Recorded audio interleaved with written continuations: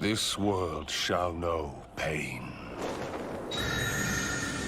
Almighty push. Yo guys, it's your homie Zeno Pain. I'd like to welcome you all to another Black Desert Online video, and in today's video we're going to be going over some ninja lore. So if you guys want to go ahead and sit back, pull up some chips, relax. If this is your class, you're in for a treat. So let's go ahead and bounce into the video. There once was a boy who lived in the forest of a small fiefdom in a far eastern realm.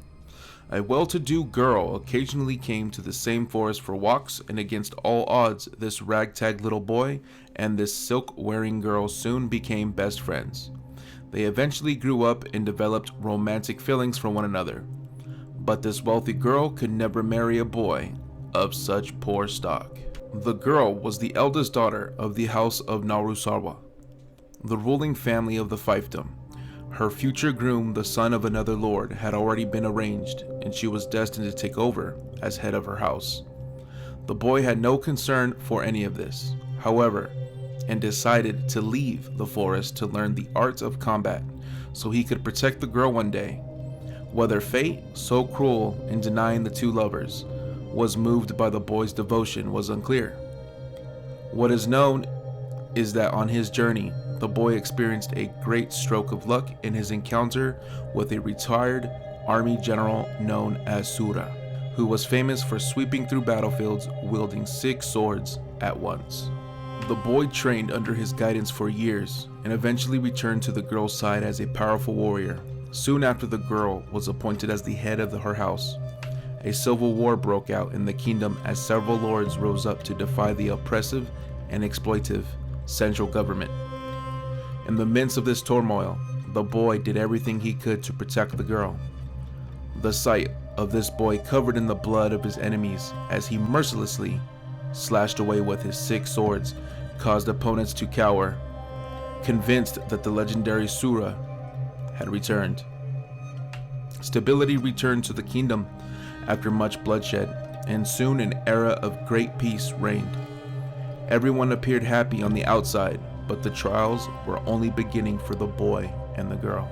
A fierce war eventually erupted between the former revolutionaries as each sought to establish themselves as the master of the realm.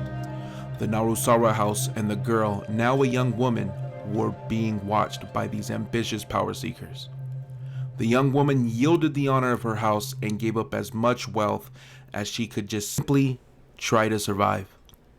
But the harsh reality of the times would not leave her be. Word on the street was that she could soon be framed for treason. The boy, now grown young man himself, felt the need to protect the young woman and the house of Narusawa from the new powers of the realm. However, there was not much a wandering swordsman and his gang of followers could do. He first needed to figure out how to make a living. The young man persuaded the young woman to change the family name of her house, and they moved back to the forest, where they spent their childhood together. The young man and his gang started a little business for collecting and selling important pieces of information. The young woman took charge of classifying and managing this information, and eventually they were able to make a living. Of course, there was a period of trial and error. The espionage scene was different from the battlefield. The group eventually gave up their long swords that hindered their mobility for more agile short swords. They revised their martial arts styles to make it suitable for infiltration and assassination operations. They hid their identities, patiently waited, and trained endlessly. They called themselves ninjas. The family was on its way back to stability, but tragedy struck from the most unexpected source. One of their colleagues who just returned from a mission to the west seemed to have caught a cold, but that illness turned his eyes red and made him go berserk.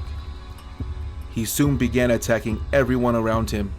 The madman was taken care of, but the disease was already spreading, poisoning the bodies and minds of the entire house.